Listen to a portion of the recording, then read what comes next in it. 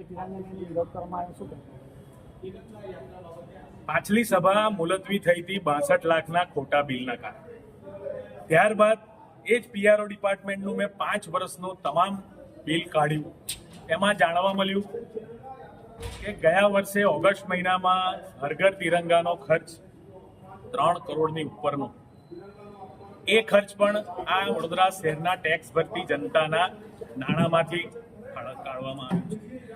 આવા 31 પ્રકારના અલગ અલગ ખર્ચા છે જે જરૂરી જ નથી, બિનજરૂરી ખર્ચા.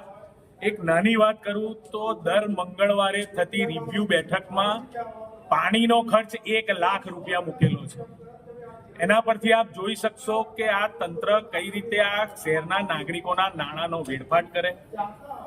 હર ઘર તિરંગા તમે નાખ્યા, પણ તમે કોઈ નાગરિકને એવું કીધું ખરું કે અમે તમારા પૈસાથી તિરંગા ખરીદીએ અને તમને આપીએ?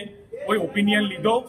બજેટમાં નાગરિકોના ઓપિનિયન લો છો ત્યારે તમે આ બધા જ ખર્ચા, તમે 1,76,00,000 મોદી સાહેબ આવે ત્યારે મીડિયા મેનેજમેન્ટનો ખર્ચ નાખે. આ કેટલું વ્યાજબી? 1,76,00,000 એક દિવસમાં જતા રહે છે. તમારી પાસે 62 લાખ 4 કલાકમાં ઉડાવવા માટે છે. 3-3 કરોડના તમે તિરંગા લોકો એ માંગ્યા નતા, તમે એમના ઘર પર થોપી દીધા છે અને જબરજસ્તી ટાસ્ક આપી હતી કે તારે 1000 ઘરમાં તિરંગા મોકલવા.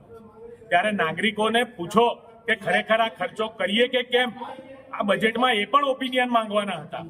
ત્યારે જ્યારે 62 લાખ તમે 4 કલાકમાં ઉડાવો, એક દિવસમાં 1,76,00,000 ઉડાવો અને 2 વર્ષથી હરણી બોટકાંડના પીડિતો તમારી પાસે ન્યાય ને વળતર માંગે, એને આપવા માટે તમારી પાસે ફીડ્યું નથી, 1 રૂપિયો નથી, અને તમે આ કરોડોના ખર્ચા એક દિવસમાં કરો. આ તમામ 31 ખોટા ખર્ચા એ બિલ ઓડિટ ડિપાર્ટમેન્ટે મંજૂર કરેલા બિલ મને આપેલા છે. એટલે જે પણ ખોટા ખર્ચા કર્યા છે એનું તમામ માહિતી છે. ફક્ત તિરંગાની બાબત નથી, અઢળક ખોટા ખર્ચા કરેલા છે. તમે મીઠાઈના બોક્સના નામે આ જનતાના પૈસા 1,36,000 મીઠાઈના બોક્સ વેચી દો. તમે કઈ બાબતે તમે એક વસ્તુ સમજો કે કોઈ પણ વસ્તુમાં તમે પ્રજાના પૈસા લો છો તો પ્રજાનો ઓપિનિયન પણ લો કે અમને આ જે તિરંગા છે યાત્રા છે કે તમે કરો દેશ માટે, પણ નાણાં કે ધારાસભ્ય અને સાંસદ પોતાના ઓગસ્ટ મહિનાના પગારમાંથી આપે અને પછી કરે. મારું ફક્ત એટલું જ કહેવું છે, આ પબ્લિકના નાણાંનો દુરુપયોગ બંધ કરો. આશીષભાઈ, આજે સભા મુલતવી રહી, એવું કહેવામાં આવ્યું કે આપણે તિરંગાનું અપમાન કર્યું. આવતીકાલે માફી માંગવાની છે, કારણ કે અત્યારે જો માફી માંગી હોત તો આ સભા આગળ ચાલુ રહે. એ વાત મળી, શું કહેશો? માફી શબ્દ ક્યારે હોય કે મેં તિરંગાનું અપમાન કર્યું હોય ત્યારે. તમે નાગરિકોના ટેક્સથી તિરંગા વેચ્યા, તમે નાગરિકોને અંધારામાં રાખ્યા કે અમે આ પૈસા અમારા સાંસદને અને ધારાસભ્યમાંથી વસૂલીશું. આ જે 3 કરોડ છે એ ભારતીય જનતા પાર્ટીના ધારાસભ્ય અને સાંસદ સભ્યો પોતાના ભથ્થામાંથી જો ચૂકવી દે તો હું 100% સભાની માફી માંગીશ. તિરંગા આપે પેલી એક ક્રિકેટર.